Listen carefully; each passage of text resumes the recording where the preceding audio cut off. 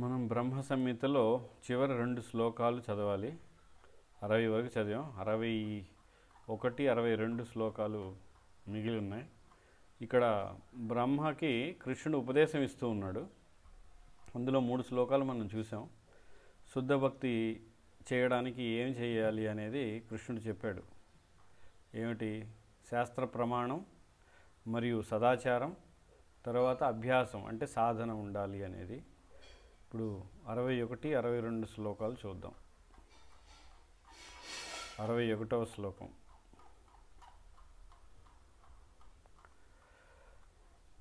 ధర్మానన్యాన్ పరిత్యజ్య మామేకం భజ విశ్వసన్ యాదృశీ యాదృశీ శ్రద్ధా సిద్ధిర్భవతి తాదృశీ కుర్వన్ నిరంతరం కర్మ లోకో యమనువర్తతే తేనైవ కర్మణ ధ్యాయన్ మాం పరాం భక్తిమిచ్చతి. ధర్మాన్ అన్యాన్ ఇతర ధర్మములను పరిత్యజించి మామేకం నన్ను మాత్రమే భజ సేవింపుము. విశ్వసన్ విశ్వసించు. యాదృశీ శ్రద్ధ ఏ స్థాయిలలో ఉండునో సిద్ధి ఫలసిద్ధియు భవతి ఉండును తాదృశి ఆ స్థాయిలోనే కుర్వన్ చేయుము.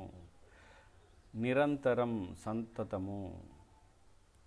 కర్మలు లోకః అయం ఈ లోకమునందలి జనులు అనువర్తతే ఆచరించుచున్నారు. తేన ఏవ దానితో మాత్రమే కర్మలతో ధ్యానించుచు మాం నన్ను పరాం భక్తిం శుద్ధ భక్తిని ఇచ్చతి పొందును. తాత్పర్యం మరియు భాష్యం కృష్ణ కృపామూర్తి శ్రీల భక్తి సిద్ధాంత సరస్వతి ఠాకూర్ గోస్వామి మహారాజ ప్రభుపాద. ఓ బ్రహ్మ, ఇతర ధర్మములన్నింటినీ పరిత్యజించి పూర్తి శ్రద్ధతో కేవలం నన్నే భజింపుము, సేవింపుము. సాధకుల శ్రద్ధను అనుసరించి ఏ ఫలసిద్ధి కలుగును. ఈ లోకమునందలి జనులు నిరంతరము ఏదేని ఒక లక్ష్య సాధనకై కర్మలను ఆచరించున్నారు. నన్ను ధ్యానించు అట్టి కర్మల యందు నెలకొనినట్టి వ్యక్తి నా శుద్ధ భక్తియుక్త సేవను పొందును. దీని అర్థం మనం చూసినట్లయితే ఏదైతే మనకి భగవద్గీతలో 18వ అధ్యాయం 66వ శ్లోకంలో ఉంటుందో అదే ఇక్కడ కృష్ణుడు చెప్పాడు. కాబట్టి కృష్ణుడు భగవద్గీతలో ఒకలాగా, భాగవతంలో మరొకలాగా, బ్రహ్మ సంహిత లేదా బ్రహ్మకి ఇంకొకలాగా, ఇంద్రుడికి ఒకలాగా అలా చెప్పేది ఏమి ఉండదు. చరమ శ్లోకం, చరమ సందేశం, చరమ ఉపదేశం కృష్ణుడు ఇచ్చేది ఒకటే. ఏమిటి? సర్వధర్మాన్ పరిత్యజ మామేకం శరణం వ్రజ అనేది ఇక్కడ కూడా చెప్తున్నాడు. ఓ బ్రహ్మ, ఇతర ధర్మాలన్నీ వదిలేసి పూర్తి శ్రద్ధతో నన్నే భజింపు, సేవింపు. ఇంకా ఏమంటున్నాడు కృష్ణుడు? సాధకులు అంటే మనందరం సాధన చేస్తున్నాం. జపం చేయడం, హరినామం, భక్తులకు సేవ చేయడం, కీర్తన, ఇవన్నీ సాధన. అనుసరించే ఫలసిద్ధి. మన యొక్క ఫలితం ఎలా ఉంటుంది? సాధనను అనుసరించి. ఈ లోకమునందలి జనులు నిరంతరం ఏదేని ఒక లక్ష్య సాధనకై కర్మలు చేస్తూ ఏదో ఒక లక్ష్యంతో పనులు చేస్తూ ఉంటారు. నన్ను ధ్యానించు అట్టి కర్మల యందు నెలకొన్నట్టి వ్యక్తి నా శుద్ధ భక్తియుక్త సేవను పొందును. ఎవరైతే కృష్ణుడి కోసమే కార్యాలన్నీ చేస్తూ ఉంటాడో అప్పుడు అతను చేసే భౌతికంగా ఉన్నటువంటి ఏదైతే నిద్ర, ఆహారం అనేది భౌతిక ఇంద్రియభోగం అని అనుకుంటున్నామో అవి కూడా భక్తి అయిపోతాయి. ఇప్పుడు మిగతావన్నీ కృష్ణుడి కోసం చేసినప్పుడు మనం పొందే నిద్ర కానీ, మనం తినే ఆహారం కానీ అప్పుడు కృష్ణ చైతన్యం మరియు భక్తియుక్త సేవ అయిపోతుంది అది కూడా. కాబట్టి ఇక్కడ కృష్ణుడు ఏం చెప్తున్నాడు? అన్నీ వదిలేసి నన్ను కీర్తించు, పూర్తిగా నాపైనే ఆధారపడు, అప్పుడే నువ్వు నన్ను చేరుకుంటావు. నీ యొక్క చేసే సాధన అనుసరించే నీకు ఫలసిద్ధి ఉంటుంది అని చెప్తున్నాడు. భాష్యం. జీవులందరికీ శుద్ధ భక్తియుక్త సేవయే పరమధర్మము. మనందరికి కూడా భక్తియుక్త సేవ పరమధర్మం కానే కాదు, శుద్ధ భక్తియుక్త సేవ మాత్రమే పరమధర్మం.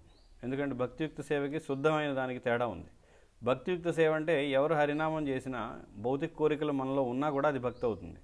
కానీ ఎటువంటి భౌతిక కోరికలు మనలో లేకుండా కేవలం కృష్ణుడి యొక్క ఆనందం, శుద్ధ భక్తుల యొక్క ఆనందం గురించి చేసేదే భక్తియుక్త శుద్ధ భక్తి అవుతుంది. కాబట్టి మనం ఇప్పుడు చేసేది కేవలం భక్తి మాత్రమే, భక్తి సాధన, అది కూడా శుద్ధ భక్తి కాదు. ఇతర ధర్మములన్నీను భౌతిక కర్మలే. కాబట్టి శుద్ధ భక్తియుక్త సేవే నిజమైన ధర్మం, పరమధర్మం. ఇంకా ఇవి కాకుండా మిగతావన్నీ కూడా కొంత ఆధ్యాత్మికం ఉండొచ్చు, భౌతికం ఉండొచ్చు, లేదా పూర్తిగా భౌతికం ఉండొచ్చు. కాబట్టి వాటన్నిటిని భౌతిక కర్మలే అని చెప్తున్నారు. ఇట్టి ధర్మములు పెక్కు అనేకమైనవి ఉన్నాయి. ఏంటి? అష్టాంగ యోగ, ధ్యాన యోగం, ఆ యోగం, ఈ యోగం, ముక్తి కోసం చేసే సాధన, సిద్ధుల కోసం చేసే సాధనని రకరకాలుగా ఉన్నాయి.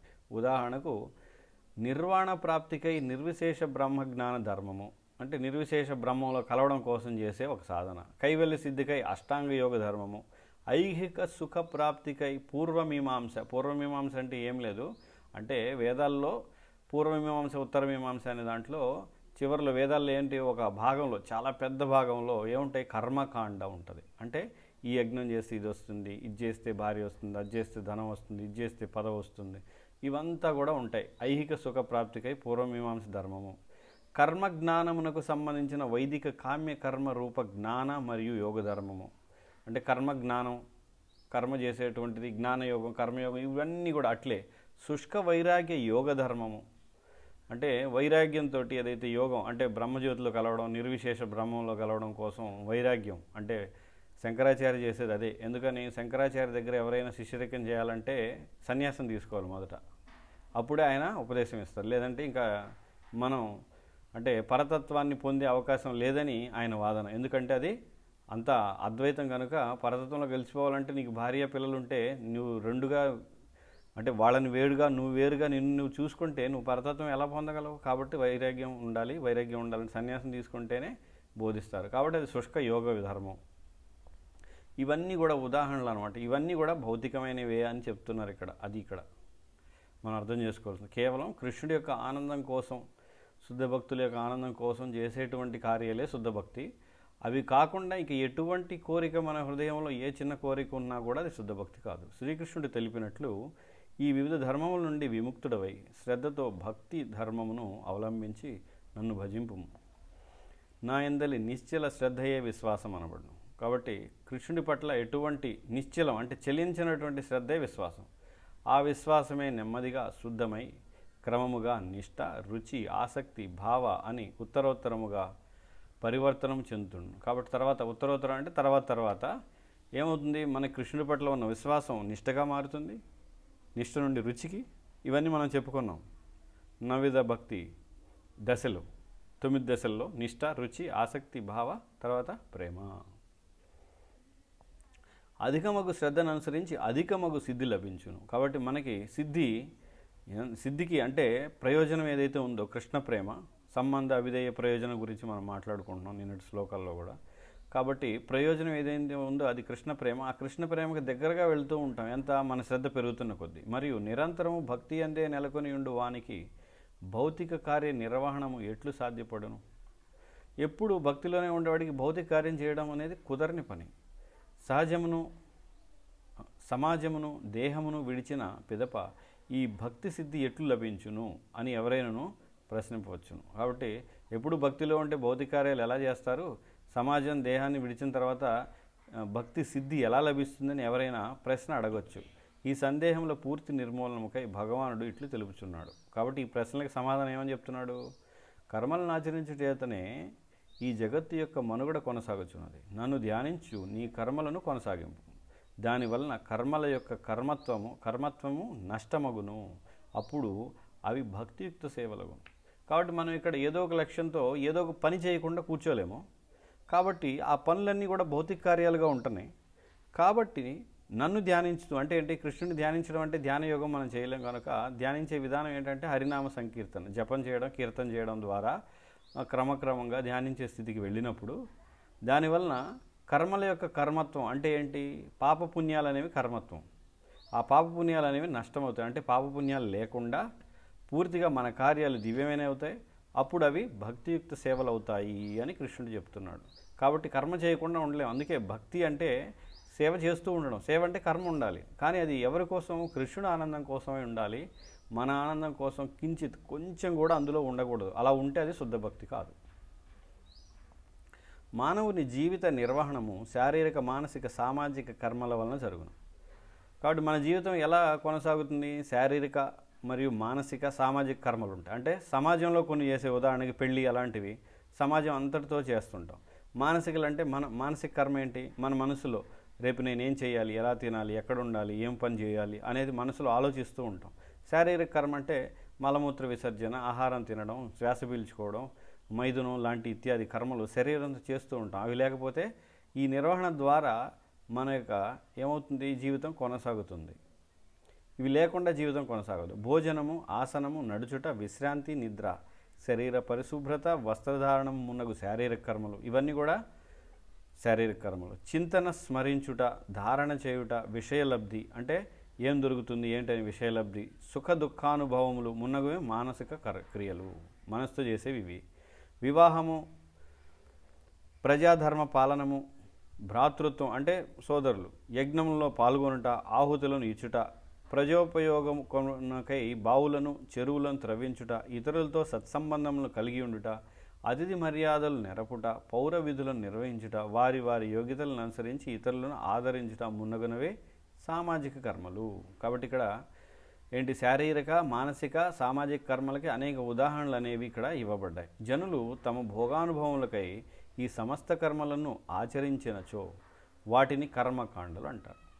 కాబట్టి మన ఆనందం కోసం ఇవన్నీ చేస్తే అది కర్మకాండ అవుతుంది. కాబట్టి మనం అందరం ప్రస్తుతం చేసేది కర్మకాండే. కర్మకాండ కూడా కాదు, వికర్మకాండ అనాలి. ఎందుకని, శాస్త్రానికి విరుద్ధంగా చేస్తున్నాం. శాస్త్ర సమ్మతంగా చేస్తే కర్మకాండ, శాస్త్రానికి విరుద్ధంగా జీవులను చంపేయడం, భూమిని తవ్వేయడం, పెట్రోల్ తీయడం, గాలిని కలుషితం చేయడం, ఇవన్నీ వికర్మకాండలు అంటారు. అందుకే వికర్మ, ఇంకా చెప్పాలంటే ఉగ్రకర్మ అంటారు.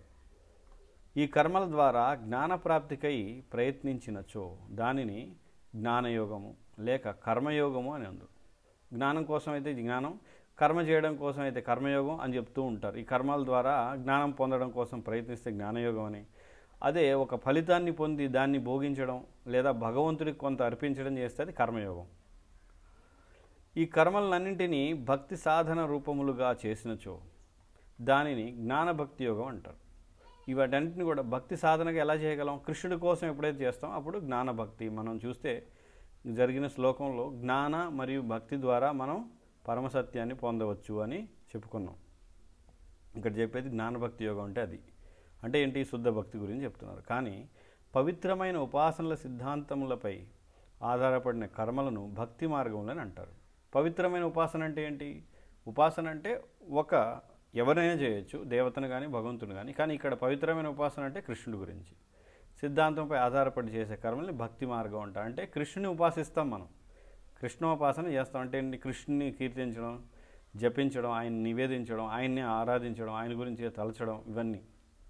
శ్రీకృష్ణ భగవానుడు తెలిపినట్లు ఎల్లప్పుడూ తగిన సమయమును ముఖ్య భక్తి అభ్యాసము కొరకై కేటాయించు. అంటే ముఖ్య భక్తి అభ్యాసం అంటే ఏంటి, మనకేంటి, హరినామ సంకీర్తన, ముఖ్యంగా జపం అభ్యాసం, ముఖ్య భక్తి అభ్యాసం కోసం సమయాన్ని కేటాయిస్తూ భౌతిక వ్యవహారముల ద్వారా గౌణ భక్తిని కొనసాగిస్తూ. ఇక్కడ ప్రాథమిక భక్తి, గౌణ భక్తి అంటున్నారు. ప్రాథమిక భక్తి అంటే ఏంటి, మనం చేసే సాధన హరినామ సంకీర్తన, ప్రసాదం, కీర్తన. మరి గౌణ భక్తి అంటే ఏమిటి, మన భౌతిక వ్యవహారాలు కూడా గౌణ భక్తిగా అవుతాయి. అంటే రెండవ స్థాయిలో, ఉన్నత స్థాయి కాదు, రెండవ స్థాయి. ఎందుకు రెండవ స్థాయి అంటే అది శరీరానికి సంబంధించినవి అయి ఉంటాయి. మానసిక, శారీరక మరియు సామాజిక విషయాలు ముందర చెప్పుకున్నాం కదా. వివాహం చేయడం, భక్తుల సమూహంలో కూడా వివాహం జరుగుతుంది. అదే మానసిక, భక్తులు కూడా మనసులో ఆలోచిస్తాడు ఏం తినాలి, ఎలా ఉండాలి, ఎలా సంపాదించాలి అనేది. అదేవిధంగా శరీర అవసరాలు, ఆహార, నిద్ర, భయమైదునాలు అనేవి ప్రతి జీవికి అవసరం. అవి కూడా గౌణభక్తి జరుగుతుంది. అది ఎప్పుడు, ప్రాథమికంగా ముఖ్యమైన భక్తికి అభ్యాసం కొరకు సమయాన్ని కేటాయించి దానికోసం మిగతావన్నీ నిర్వర్తిస్తే అప్పుడు గౌణభక్తి అవుతుంది. అట్టి కర్మలన్నీ నా ధ్యానముగానే భావించము. కాబట్టి ఎప్పుడైతే మన యొక్క లక్ష్యం శుద్ధ భక్తి అయ్యి మిగతావన్నీ కూడా దానికోసం మనం చేస్తే అప్పుడు ఆ కార్యాలన్నీ కూడా ఏమవుతాయి, కృష్ణుని స్మరించడం, కృష్ణుని కీర్తించడం శుద్ధ భక్తిగా మారుతాయి అని చెప్తున్నాడు. ఈ విధముగా కర్మలను ఆచరించుచున్నను జీవుడు బహిర్ముఖుడు కాడు. కాబట్టి ఈ విధంగా ఆహార, నిద్ర, భయమైదనాల కోసం కార్యాలు చేస్తున్నా మన యొక్క లక్ష్యం కృష్ణ ప్రేమ అయ్యి దానికోసం నిరంతరం పనిచేస్తున్నప్పుడు ఈ విధంగా ఆహార, నిద్ర, భయమైదనాల్లో మనం ఉన్నప్పటికీ కూడా అవి బహిర్ముఖం అవ్వవు లేదా అవి మనల్ని బంధించవు. అది ఇక్కడ చెప్పేది. ఈ ప్రక్రియను అభ్యసించడం వలన సాధకుడు అంతర్ముఖుడగును. ఇక్కడ బహిర్ముఖుడు, అంతర్ముఖుడు అని రెండు పదాలు చెప్తున్నారు. ఇవి చాలా ముఖ్యమైనవి. చాలామంది వీటి గురించి చర్చించరు, కానీ చాలా అవసరం. ఎవరికి అవసరం అంటే, ప్రాథమిక దశలో మనం భక్తిలో ఇప్పుడే వచ్చామనుకోండి, మనకు అవసరం లేదు. కానీ 2 ఏళ్ళు, 3 ఏళ్ళు, 4 ఏళ్ళు ఉన్న తర్వాత అంతర్ముఖులం అవ్వాలి. నేననే చెప్పుకున్నా. ఏంటి, చాలామంది అంటుంటారు మనం కలిసి చేస్తేనే జపం, లేదంటే కాదని. అంతర్ముఖుడు అయిన వాడికి బయట ఎవరున్నారనేది పని లేదు. అంతర్ముఖుడు అయిన వాడికి వాడు ఎక్కడున్నా కూడా వాడి సాధన ఏదైతే ఉందో, ఉదయం లెగవడం, జపం చేయడం, ఏకాదశి, ప్రసాదం, ఇవన్నీ కూడా చేస్తూ ఉండాలి. కాబట్టి మనం ఎంతకాలం అంటే జీవితాంతం బహిర్ముఖులుగా ఉండే అంతలో గుంపులో గోవింద భక్తి చేస్తే అసలు కృష్ణ ప్రేమ సంగతి పక్కన పెడితే కనీసం మనలో అనర్థాలు కూడా తొలగిపోవు. కృష్ణ ప్రేమ ఇంకెలా వస్తుంది? మనలో అనర్థాలు చాలా ఉన్నాయి. అవి ఎప్పుడు తెలుస్తాయి? మనం అంతర్ముఖులం అయినప్పుడు మనల్ని మనం చూసుకొని నాలో కోపం ఉందా, కామం ఉందా, ఉద్రేకం ఉందా, లేదా ఈర్ష్య ఉందా, అసూయ ఉందా, నాలో ఎటువంటి లోపం ఉంది, నేను దేనికోసం ఆలోచిస్తున్నాను, దేనికోసం నేను ఈ కార్యాలన్నీ చేస్తున్నాను, ఎందుకు వచ్చాను, ఏం చేస్తున్నాను, ఇవన్నీ మనం అంతర్ముఖులైనప్పుడే తెలుసుకోగలం.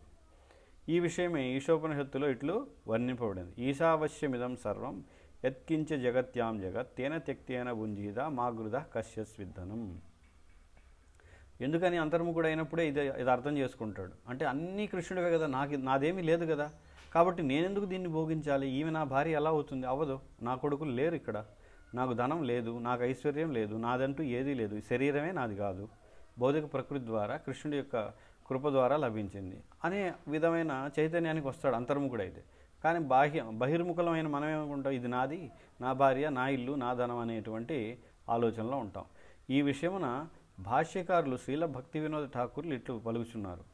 తేన ఈశత్యక్తేన విసృష్టేన కర్మఫలములన్నింటినీ భగవద్ అనుగ్రహములుగా స్వీకరించినచో భౌతిక కర్మలు భౌతికములు కాకుండా భక్తియుక్త సేవలే అగును. ఇది చాలా ముఖ్యమైనది. ఏంటది? కర్మఫలములు అంటే మనం ఏదైతే దుఃఖం కానీ సుఖం కానీ మనం అనుభవిస్తున్న ప్రతిదీ కూడా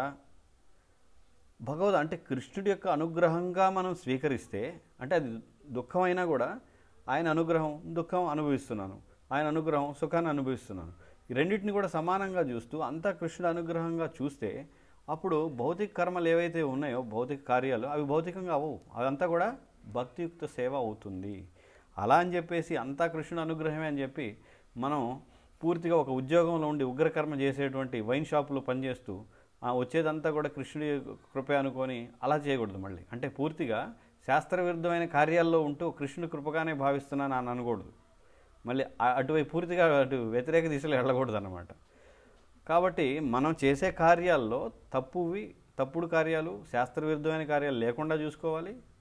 అదే సమయంలో మనకి ఏదైనా దుఃఖం ఎవరి ద్వారా అయినా వస్తున్నా, అది భార్య కావచ్చు, భర్త కావచ్చు, ముఖ్యంగా వాళ్ళే దగ్గరగా ఉంటారు, వాళ్ళ ద్వారా ముఖ్యంగా సంసారంలో దుఃఖం అనేది ఖచ్చితంగా వాళ్ళ ద్వారా రావాలి. వస్తేనే మనం ఈ సంసారం పట్ల విసుగు చెంది కృష్ణుడి వైపు వెళ్తాం తప్ప వేరే విధంగా వెళ్ళాం. కాబట్టి ఈ యొక్క భార్య బిడ్డలు, ఈ సంసారిక బంధాలు అనేవి ఖచ్చితంగా దుఃఖాన్ని ఇస్తాయి. కాబట్టి అవన్నీ కూడా కృష్ణుని కృపగా ఎవరైతే చూస్తారో అప్పుడు అది భక్తియుక్త సేవ అవుతుంది. కావున ఈశోపనిషత్తు మరలా ఇట్లు తెలుపుచున్నది. కుర్వన్నేవేహ కర్మాణి జిజీవిషేచ్ఛ తం సమాహ ఏవత్వయి నాణ్యధేతోస్తి న కర్మ లిప్యతే నరే.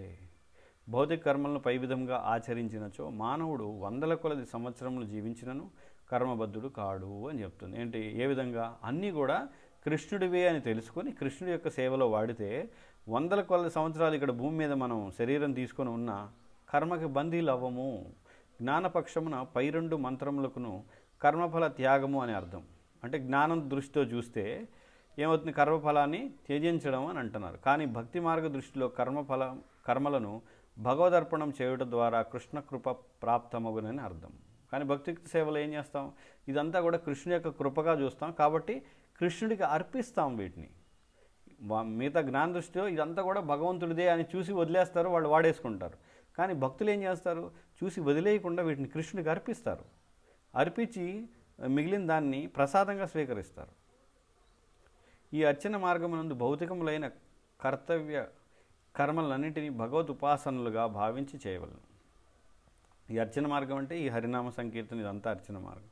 బ్రహ్మ యొక్క హృదయమునందు సృష్టి కార్యము కొరకు ఇచ్చ కలదు. బ్రహ్మ హృదయంలో ఏంటి? సృష్టి చేయాలనుకుంటున్నాడు. ఈ కార్యమును భగవంతుని ఆజ్ఞా పాలనముగా భగవానుని ధ్యానించు చేసినచో అది శరణాగతి లక్షణమొకటే కాకుండా భగవానుని సేవలకు అనుకూలమైన గౌణ ధర్మం అగును. కాబట్టి ఆ సృష్టి ఎలా చేయాలి? కృష్ణుడు ఇచ్చిన ఆదేశంగా కృష్ణుడికి సేవగా చేసినట్లయితే అప్పుడేమవుతుంది? అతని యొక్క భక్తికి గౌణ ధర్మంగా అంటే ద్వితీయ ధర్మంగా మారుతుంది. ఏది? ఈ సృష్టి కూడా. ఈ విధంగా బ్రహ్మకు భగవానుడు ఉపదేశమిచ్చుట అన్ని విధములుగా సరి అయింది. ఈ రకమైన ఉపదేశము భావభక్తి స్థితిని పొందిన జీవులకు వర్తించదు. అంటే భావభక్తిలో ఉన్నటువంటి జీవులకి అన్నీ వదిలేసి నన్నే శరణాగతి పొందు అని చెప్పనవసరం లేదు. కృష్ణుడు చెప్తున్నాడు ఇక్కడ, అన్నీ వదిలేసి నన్ను శరణాగతి పొందని. కాబట్టి ఇది ఎవరికి? మనలాంటి బద్ధజీవులకి, భావభక్తిలో ఉన్నవాళ్ళకి కాదు. భావభక్తిలో ఉన్నవాళ్ళు ఎప్పుడూ నిరంతరం కృష్ణుని స్మరిస్తూ కీర్తిస్తూ ఉంటారు. కృష్ణుని లేనిదే జీవించలేరు. ఎందుకనగా అట్టి జీవుడు సహజముగానే నిరంతరము కృష్ణుని సేవ యందే ఆసక్తిని కలిగి ఉంటాడు, భావభక్తిలో ఉన్నవాడు. ఇక శ్లోకం 62. అహం హి విశ్వస్య చరాచరస్య బీజం ప్రధానం ప్రకృతి పుమాంశ్చ మయా హితం తేజ ఇదం బిభర్షి విధేహిత్యమధో జగంతి. అహం నేను హి అవశ్యముగా విశ్వస్య చరాచరస్య చరాచర జగత్తునకు బీజమును ప్రధానం ఘనమూల పదార్థమును ప్రకృతి ఉపాదాన కారణమును పుమాన్ పురుషుడను చ మరియు మయా నాచే ఆహితం ఇవ్వబడిన తేజస్సు ఇదం ఇది బిభర్షి నీవు భరింపుము ఓ బ్రహ్మ విధేహి క్రమపద్ధతిలో విధానము చేయుము. త్వం నీవు అధ ఇప్పుడు జగంతి జగత్తులను. ఓ విధి బ్రహ్మ అంటే విధి అని, బ్రహ్మని విధి అని ఒక పేరుంది బ్రహ్మకి. విధి అంటే బ్రహ్మ అని కూడా అర్థం. విధిరాత అంటే బ్రహ్మ రాస్తాడు అంటే అర్థం ఏంటి? విధి అంటే కూడా బ్రహ్మ, ఆయనే రాస్తాడు. ఓ విధి వినుము, నేను ఈ స్థావర జంగమ జగత్తునకు బీజమును అనగా మూలతత్వమును, నేనే ప్రధానమును ప్రకృతిని పురుషుడను. మనం ప్రధానం అనేది చెప్పుకున్నాం. ప్రధానం తర్వాత మూలతత్వం, మహత్తత్వం, ప్రధానం అనేది చెప్పుకున్నాం. నీ యందుగల బ్రహ్మమునకు సంబంధించిన తేజము కూడా నా చేతనే ఇవ్వబడింది. అంటే బ్రహ్మ తేజస్సు ఉంటుంది. అంటే ఆధ్యాత్మిక తేజస్సు ఏదైతే బ్రహ్మలో ఉందో ఆ శక్తి, ఆ జ్ఞానశక్తి అవన్నీ కూడా నేనే ఇచ్చాను. ఇప్పుడు నీవు ఈ తేజము ద్వారా స్థావర జంగమాత్మకమైన సృష్టి విధానము చేయము. కృష్ణుడు చెప్తున్నాడు, ఈ సృష్టిని నువ్వు చెయ్యి నేను ఇచ్చిన శక్తి ద్వారా. కాబట్టి ఈ విధంగా శాస్త్రంతో, సదాచారంతో, అభ్యాసంతో నన్ను పొందు. నిరంతరం మిగతా ధర్మాలన్నీ వదిలేసి కేవలం శుద్ధ భక్తియుక్త సేవలోనే నువ్వు నెలకొని నన్ను చేరుకోవచ్చు అనేది చెప్పి ముగిస్తున్నాడు కృష్ణుడు ఇక్కడ భాష్యం. ఈ నిర్విశేష బ్రహ్మయే పరతత్వమనియు. అంటే ఏంటి నిర్విశేష బ్రహ్మ? ఏది? ఆధ్యాత్మిక లోకం నుంచి వచ్చే నిర్విశేష బ్రహ్మజ్యోతి, అదే పరతత్వం అని. అసలు పరతత్వం అనేది జ్యోతి మాత్రమే, వెలుగు మాత్రమే. అది వివర్తం అంటే మార్పు చెందడం. అది మార్పు చెందినప్పుడు సవిశేష బ్రహ్మ అంటే అందులో విశేషం అంటే కళ్ళు, చేతులు, ముక్కు ఇవన్నీ కూడా ఏర్పడతాయి బ్రహ్మగా గోచరించని కొందరు జ్ఞానులు చెప్తారనమాట. ఎవరా జ్ఞానులు? మాయావాదులే, శంకరాచార్య భాష్యం వాళ్ళే వీళ్ళు చెప్పేది. ఇంకా వేరే వాళ్ళు కూడా చెప్పొచ్చు అలాగా. అందుకనే ప్రత్యేకంగా చెప్పలేదు వాళ్ళ పేర్లు. మాయే పరిచ్ఛిన్న స్థితిలో భౌతిక జగత్తు అనియు. మాయే పరిచ్ఛిన్న స్థితిలో భౌతిక జగత్తు అంటారంట. అంటే ఏంటి? మాయ అసలు భౌతిక జగత్తు, భౌతిక జగత్తే మాయ.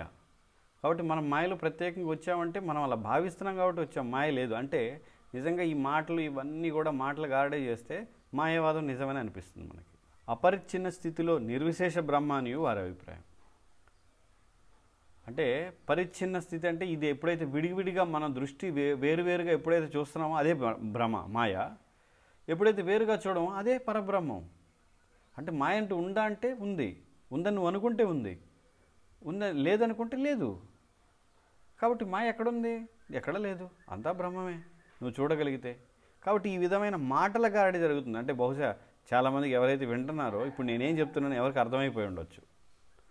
అంటే అది అర్థం కాకపోవడం వల్ల మనం అనుకుంటాం అది చాలా ఉన్నతమైన జ్ఞానం కాబోలు, నాకు అర్థం కావట్లేదు, అది అర్థం చేసుకున్న వాళ్ళు ఆ స్థితికి వెళ్తారు అని అనుకుంటారు. కానీ అదంతా కూడా కేవలం మాటల గారడి, అది నిజం కాదు, అది కేవలం బ్రహ్మ.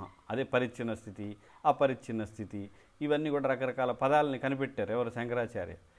తర్వాత ఐహిక న్యాయం, ఐహిక ధర్మం, పారమార్థిక ధర్మం, ఈ నిత్య ధర్మం, నైమిత్తిక, ఇట్లా రకరకాలుగా ఏదేదో పదాలు, ఆ పదాలన్నింటినీ వాడేసి తర్వాత వాటి ద్వారా ఈ మాయ అనేదే లేదు, అంతా పరబ్రహ్మమే, నిర్విశేష బ్రహ్మమే అని చెప్తూ ఉంటారు.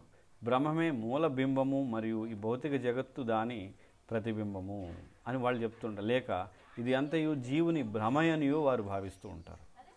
ఏమనుకుంటారు? మూల బింబం ఏంటి? పరబ్రహ్మమే, ఈ భౌతిక జగత్తు దాని ప్రతిబింబం. మరి మూలంలో మరి మనుషులు జీవులు లేరే, అంతా బ్రహ్మజ్యోతే కదా. మరి ప్రతిబింబంలో జీవులు విడిగా ఎలా వచ్చారు? అది కేవలం నీ భ్రమ. అందుకే ప్రతిబింబంలో ఉన్నట్లుగా నువ్వు అనుకుంటున్నావు, కానీ ప్రతిబింబంలో కూడా లేవు. అలా ఎప్పుడైతే నువ్వు వాటి నుంచి బయటకు వస్తావో ప్రతిబింబం బింబం ఒకటే అవుతుంది. ఈ విధంగా రకరకాల మాటల గారడి చేస్తూ ఉంటారు. ఇదంతా ఈ బ్రహ్మ అని అంటారు. ఈశ్వరుడు భిన్నతత్వము, జీవుడు భిన్నతత్వము, భౌతిక జగత్తు భిన్నతత్వమైనను అది శాశ్వతముగా స్వతంత్రముగా వేరైనదనియు మరికొందరు భావిస్తారు. మరికొందరు ఏమంటారు, ఇవన్నీ జీవులు, ఇవన్నీ కూడా వేరువేరుగా ఉంటాయని కొంతమంది అంటారు. కొంతమంది ఏమంటారు, ఇదంతా కూడా ఒకటే అంటారు. భగవానుడే విశిష్ట మూలతత్వమనియు ఇతర చిత్ అచిత్ తత్వములన్నీ విశేష రూపముగా పరతత్వమనియు వారి అభిప్రాయం. ఇంకొంతమంది ఏమంటారు, భగవానుడే మూలతత్వం, అన్నిటికీ మూలం కృష్ణుడే, ఇతర చిత్ అచిత్ తత్వములన్నీ విశేషముగా పరతత్వం అనియు వారి అభిప్రాయం. భగవంతుడు పరతత్వం మూలమైనా కూడా చిత్ అచిత్ తత్వాలు ఏవైతే ఉన్నాయో అది విశేషంగా పరతత్వం. అంటే భగవంతుడి కంటే చిత్ అచిత్ అనేవి ఇంకా మూలం, ఇంకా ముందలమని, అంటే ఇంకా ప్రధానం అంటారు. అంటే భగవంతుడి కంటే చిత్ అచిత్ అనేది మూలం అని చెప్తారు. ఇది ఎవరు చెప్తారు, శాక్తేయులు చెప్తారు. ఎలాగా, చిత్ అచిత్ అనేది శక్తి కాబట్టి భగవానుడు మూలమైన వాటికి మూలమైనది ఏంటి, శక్తి. కాబట్టి ఈ చిత్ అచిత్ అనే శక్తి మూలం కాబట్టి అమ్మవారే మూలం అని వాళ్ళ అభిప్రాయం. అచింత శక్తి కారణముగా ఈ మూలతత్వము కొన్ని మార్లు అద్వైతముగా మరి ఒకప్పుడు ద్వైతముగా అనుభవంలోనికి వచ్చునని మరికొందరు అభిప్రాయం. కొంతమంది ఏమనుకుంటారు, ఈ అచింత్యం మనకి ఊహకందని శక్తి ఉండడం వలన కొన్నిసార్లు ఇది అద్వైతంగాను మరొకప్పుడు ద్వైతంగాను కనపడుతుందని కొంతమంది అంటారు. ఇంకనూ కొందరు శక్తి శూన్యమైన అద్వైతం నిరర్ధకమనియు కాబట్టి శక్తి లేనటువంటి అద్వైతం ఎందుకు, బ్రహ్మము చిత్శక్తి యుక్తుడైన నిత్య శుద్ధాద్వైత తత్వమనియు నిష్కర్షగా వచించారు. ఏంటి, బ్రహ్మం అంటే పరతత్వం శుద్ధ అద్వైతం అంటే అటువంటి వాడు ఇంకేమీ లేని పరతత్వం ఒకటే ఉందని కొంతమంది చెప్తారు. అంటే ఇక్కడ మనం చూసినట్లయితే ఇక్కడ రకరకాల అభిప్రాయాలు, వేదాలు చదివిన వాళ్ళు ఈ పరతత్వం గురించి రకరకాల అభిప్రాయాలకు వస్తున్నారు అని చెప్తున్నారు ఇక్కడ. అది భక్తిసిద్ధాంత సరస్వతి ఠాకూర్ చెప్పేది. పైన పేర్కొనబడిన భావనలన్నింటికి వేదాంత సూత్రములే ఆధారాలు. కాబట్టి ఇవన్నీ ఎలా వస్తున్నాయి, వేదాంత సూత్రాలను ఆధారం చేసుకొని వాళ్ళు రకరకాల అభిప్రాయాలకు వస్తున్నారు. అవి వేద ప్రతిపాదితములు. ఈ భావనలు అన్ని సందర్భములలో సంపూర్ణముగా సత్యములు కాకుండా, ఈ పైన చెప్పబడిన అన్ని సందర్భాల్లో నిజం కాదు, వాటిలో కొంతవరకు సత్యం లేకపోలేదు, అలా అని పూర్తిగా అసత్యం కాదవి. వేద విరుద్ధ సిద్ధాంతములైనట్టి సాంఖ్య, పతంజలి యోగ, న్యాయ, వైశేషిక, పూర్వమీమాంస అంటే వేదముల పూర్వభాగమునందు వర్ణింపబడిన కర్మకాండంపై ఆధారపడింది పూర్వమీమాంస మున్నగున్నవి. ఇవన్నీ కూడా వేదాలపై ఆధారపడి చెప్పబడినవి. పైన తెలుపబడిన సిద్ధాంతములు వేదాంతముల బాహ్య రూపములపైననే ఆధారపడినవి. కాబట్టి వేదాంతముల బాహ్య రూపములు అంటే ఉపనిషత్తులపై ఆధారపడి చెప్పబడిన సిద్ధాంతం. దేవాదేవుడైన శ్రీకృష్ణుడు బ్రహ్మతో ఈ విధముగా తెలుపుతున్నాడు. మరి కృష్ణుడు ఏం చెప్తున్నాడు అసలు వీటన్నిటి గురించి? ఈ తార్కిక సిద్ధాంతములన్నింటినీ త్యజించి నీవును నీ సాంప్రదాయ పరులను అచింత్య భేదాభేద తత్వ సిద్ధాంతములను అవలంబించాలి అని చెప్తున్నాడంట కృష్ణుడు. ఏమని, అచింత్య భేదాభేదం అంటే ఏమైంది ఇక్కడ మనం గమనిస్తే, ఈ అచింత్య భేదాభేదంలో అభేదం అంటే ఏంటి, అద్వైతం, భేదం అంటే ద్వైతం, అచింత్య అంటే మన ఊహకు అందని గుణాలు అన్నీ వచ్చేసాయి ఇక్కడ. అంటే పైన చెప్పబడిన అన్నీ కలిపి ఒక సిద్ధాంతంగా అచింత్య భేదాభేద తత్వంగా ఇక్కడ అవలంబించమని కృష్ణుడు బ్రహ్మకి చెప్పినట్లుగా మనకు అర్థమవుతుంది. ఇవి నీవు శుద్ధ భక్తుడు ఒకటుకు అర్హతను ప్రసాదించు. ఈ అచింత్య భేదాభేదం ద్వారా శుద్ధ భక్తుడు అవ్వచ్చు. చేతన జగత్తు జీవుల చేతను, అచేతన జగత్తు పదార్థముల చేతను ఏర్పడింది. చేతన జగత్తు అంటే ఏదైతే కదులుతూ ఉందో ఇదంతా కూడా జీవులు. అచేతన జగత్తు అంటే కదలని ఏదైతే ఉందో అదంతా కూడా పదార్థము. వీని అందరి ప్రాణులనియు నా పరాశక్తి ద్వారా ప్రకటితమైన, అంటే కృష్ణుడి యొక్క పరాశక్తి అంటే ఆధ్యాత్మిక శక్తి ద్వారా ప్రకటితమైన జీవులు ఇవన్నీ కూడా. అంటే ప్రకటన అవడం అంటే ఇక్కడ మనం ఏదో ఒక సందర్భంలో పుట్టామని కాదు, అంటే ఇక్కడ మనకు కనపడుతున్నాయని చెప్తున్నారు. భౌతిక జగత్తు నా అపరాశక్తి ద్వారా వ్యక్తమైనది. జీవులు పరాశక్తి అయితే కృష్ణుడి యొక్క అపరాశక్తి అంటే భౌతిక జగత్తు. నేను సర్వకారణములకు కారణుని, అది మనం బ్రహ్మ సంహితలో మొదటి శ్లోకంలో అదే చూసాం. నేను తటస్థ మరియు అచిత్ శక్తులకు అభిన్నుడును. తటస్థ శక్తికి చిత్ శక్తి కాకుండా ఏదైతే ఉందో భౌతిక శక్తి కూడా తానే అని చెప్తున్నాడు, తటస్థ శక్తి కూడా తానే అంటున్నాడు. వీటికి అభిన్నంగా ఉన్నాను అంటున్నాడు. అవన్నీ కూడా తనలో ఉన్నాయని కృష్ణుడు చెప్తున్నాడు. ఆయనను వాటన్నింటినీ నా ఇచ్ఛాశక్తిచే నియంత్రించుండు. ఇవన్నీ నేనే అయినప్పుడు కూడా వాటిని నేను నియంత్రిస్తూ ఉంటాను నా కోరిక ద్వారా. కోరిక శక్తి అంటే ఇచ్ఛాశక్తి. అట్టి విశేష శక్తుల పరిణామము ద్వారా ప్రధాన అంటే ఘన పదార్థము, ప్రకృతి అంటే ఉపాదాన కారణము, పురుషుడు నిమిత్త కారణము ఆవిర్భవించుండుట జరుగును. కాబట్టి ఇవన్నీ ఏంటి, వీటన్నిటికీ ఘన పదార్థం ఒక పదార్థం ద్వారానే కదా అంత సృష్టి తయారయ్యేది, దాన్ని ప్రధానం అంటారు. ఉపాదాన కారణం అంటే ప్రకృతి వీటన్నిటిని తయారు చేస్తున్నట్లుగా. పురుషుడు అంటే నిమిత్త కారణం, అంటే ఎవరు? జీవులు. మనం ఏంటి ఈ సృష్టిలోకి వచ్చేసి మన ద్వారా ఏదో జరుగుతున్నట్లుగా నేను కొడుకుని కన్నాను అని అనుకుంటాం మనం, లేదా కూతుర్ని కన్నాను, తల్లిదండ్రులను అయ్యాం అంటాం. కానీ నిజానికి ఈ ప్రకృతి పని చేయకపోతే మనం ఏ పని చేసినా కూడా సంతానం ఎక్కడి నుంచి వస్తుంది? కాబట్టి అందుకే ప్రధానం ప్రకృతి అవసరం. కనుక సమస్త శక్తులలో నేనే ప్రధాన ప్రకృతి పురుష రూపుడునైనను శక్తిమంతుడు నగుటచే ఈ సమస్త శక్తులన్నింటికీ భిన్నమైన వాడిను. కానీ వీటన్నిటిని కూడా నడిపిస్తున్నాను కనుక నేను వీటన్నిటికీ అతీతంగా ఉన్నాను, కానీ ఇవన్నీ నా అధీనంలో ఉన్నాయి, నాలోనే ఉన్నాయి అని చెప్తున్నాడు కృష్ణుడు. భేదాభేద తత్వము కూడా నా అచింత్య శక్తి నుండియే వచ్చింది. భేదాభేద తత్వం కూడా అచింత్య శక్తి నుండే వచ్చిందంట. కనుక జీవుడు, జడ జగత్తు, శ్రీకృష్ణుడు, ఈ మూడు, జీవుడు, భౌతిక జగత్తు, కృష్ణుడు, ఈ తత్వత్రయము సంబంధ జ్ఞానముపై ఆధారపడిన భక్తి యోగం యొక్క అభ్యాసము ద్వారా కృష్ణ ప్రేమ ప్రాప్తిని అచింత్య భేదాభేద సిద్ధాంతముపై ఆధారపడి పొందవలను. కాబట్టి దీన్ని, ఈ ముగ్గురిని, జీవుణ్ణి, భౌతిక జగత్తుని, కృష్ణుని, ఇక్కడ కృష్ణుడు అంటే ఆధ్యాత్మిక ప్రపంచం అని కూడా అర్థం, వైకుంఠ లోకాలని కూడా అర్థం. కృష్ణుడు అంటే ఒక కృష్ణుడు అని కాదు. కాబట్టి ఈ మూడింటిని కూడా అచింత్య భేదాభేద సిద్ధాంతంపై ఆధారపడి అర్థం చేసుకోవాలి. నా ఈ ఆదేశమునే నీవు నీ సంప్రదాయపు గురు పరంపర ద్వారా ప్రచారము కావింపు. కాబట్టి మనకి ఇప్పుడు గురు శిష్య పరంపర, బ్రహ్మ సంప్రదాయం ఎలా వచ్చింది? కృష్ణుడి నుండి వచ్చింది అని మనకి ఇక్కడ అర్థమవుతుంది. కాబట్టి ఈ తత్వం కూడా కృష్ణుడే స్వయంగా ఇచ్చాడు. అది మనకి ఎప్పుడు బయటకు వచ్చింది మరి? ఈ తత్వం చైతన్య మహాప్రభు ద్వారా. చైతన్య మహాప్రభు మనం మొదట్లో చెప్పుకున్నాం, బ్రహ్మ సమేత మొదట్లో చైతన్య మహాప్రభు దక్షిణ భారత యాత్రలో ఈ పుస్తకం లభించడం, ఇవన్నీ మరి అప్పటి వరకు మరి గుప్తంగా నిగూఢంగా ఉంది. ముందల ఆచార్యులు వచ్చిన వాళ్ళు ఎవరికి కూడా ఇది అందలేదు. అంటే రామాచార్య, నింబార్కాచార్య, మధ్వాచార్య వాళ్ళందరూ ఎవరు దీన్ని పైన భాష్యం రాయడం ఇవన్నీ జరగలేదు. ఎందుకంటే ఎప్పుడు ఏది రావాలో భగవంతుడికి తెలుసు కాబట్టి అప్పుడే అది బయటికి వస్తుంది. కనుక ఇక్కడ అచింత్య భేదాభేద తత్వం ద్వారా మనం భక్తియుక్త సేవలో ఎలా నెలకొనాలి? కృష్ణుడు చెప్పాడు. శాస్త్ర ప్రమాణం, ఏంటది, సదాచారం మరియు అభ్యాసం. ముఖ్యంగా అభ్యాసం చాలా ముఖ్యమైనది వీటిలో. ఈ అభ్యాసం సక్రమంగా ఉండాలంటే శాస్త్ర ప్రమాణం, సదాచారం కూడా ఉండాలి. కాబట్టి ఇంతటితో ముగిస్తున్నాను. బ్రహ్మ సంహిత అయిపోయింది. ఎవరికైనా ప్రశ్నలు, సూచనలు కానీ ఏమైనా ఉంటే అడగచ్చు. ప్రభు, ఇందాక మీరు కర్మకాండము, వికర్మకాండం అని చెప్పారు.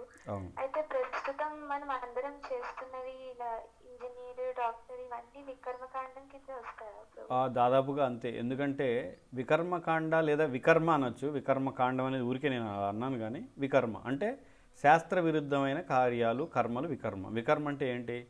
ఉదాహరణకి శాస్త్రంలో ఎక్కడ కూడా భూమిని తవ్వి ఆయిల్ తీయమని, లోపల ఏముందో చూడమని, లేదా ఒక బస్సు, రైలు కనిపెట్టి పొగ వదలమని, ఇంకా ఈ కరెంటు, వీటన్నిటి ద్వారా రకరకాల యంత్రాలు తయారు చేసి ప్రకృతిని నాశనం చేయమని, లేదా అడవులను కొట్టేయమని, కొండలు పడేయమని, ఇదంతా కూడా శాస్త్ర విరుద్ధమైన కార్యాలు. మనం ఇంజనీరు ఇవన్నీ చదివేసి చేసే పనులు ఇవే కదా. భూమిని తవ్వడం, సముద్రాన్ని తవ్వి గ్యాస్ తీయడం, ఆయిల్ తీయడం. కాబట్టి అవన్నీ కూడా వికర్మలు.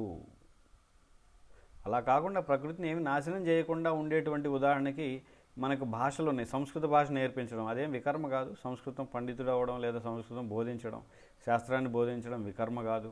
శాస్త్రాన్ని చదవడం వికర్మ కాదు.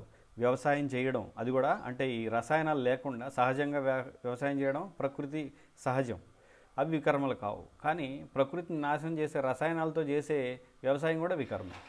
నిన్న భక్తి అంగాల గురించి చెప్పారు కదా ప్రభు. వచ్చింది మనకి 9 అంగాల ద్వారా భక్తి చేయడం వచ్చింది. ఎక్కడా కూడా మనకి అందులో అర్చన అనేది వచ్చింది. అర్చన అంటే శ్రీ విగ్రహారాధన అర్చన కదా.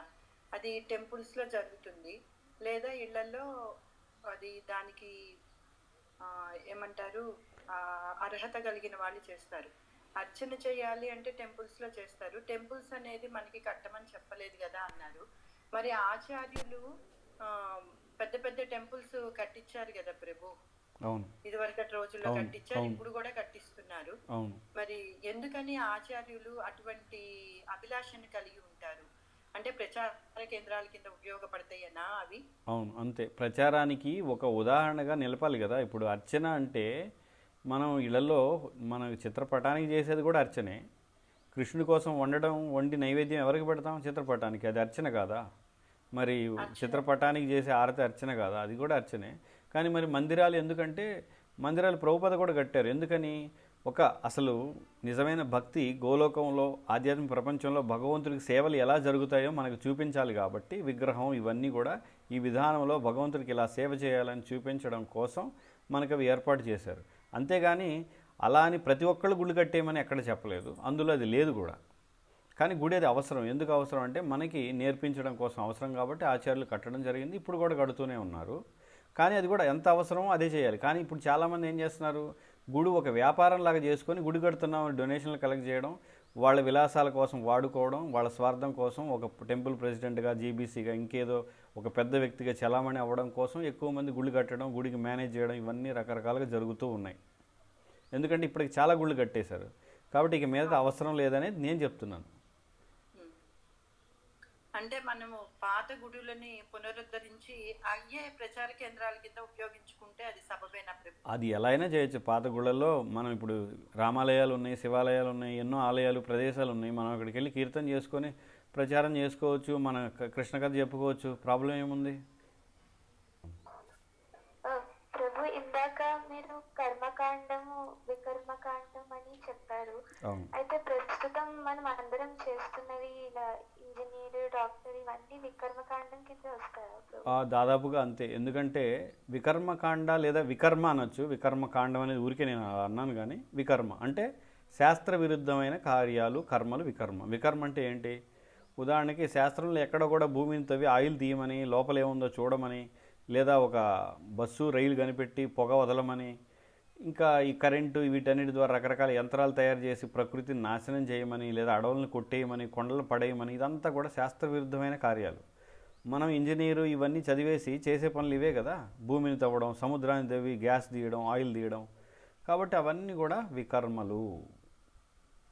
అలా కాకుండా ప్రకృతిని ఏమి నాశనం చేయకుండా ఉండేటువంటి ఉదాహరణకి మనకు భాషలు ఉన్నాయి. సంస్కృత భాష నేర్పించడం అదేం వికర్మ కాదు. సంస్కృతం పండితుడు అవ్వడం లేదా సంస్కృతం బోధించడం, శాస్త్రాన్ని బోధించడం వికర్మ కాదు. శాస్త్రాన్ని చదవడం వికర్మ కాదు. వ్యవసాయం చేయడం అది కూడా, అంటే ఈ రసాయనాలు లేకుండా సహజంగా వ్యవసాయం చేయడం ప్రకృతి సహజం, అవి వికర్మలు కావు. కానీ ప్రకృతిని నాశనం చేసే రసాయనాలతో చేసే వ్యవసాయం కూడా వికర్మ.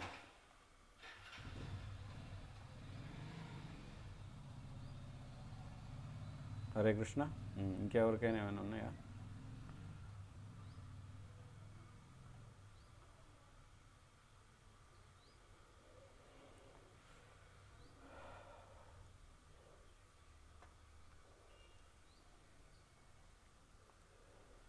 హరే కృష్ణ.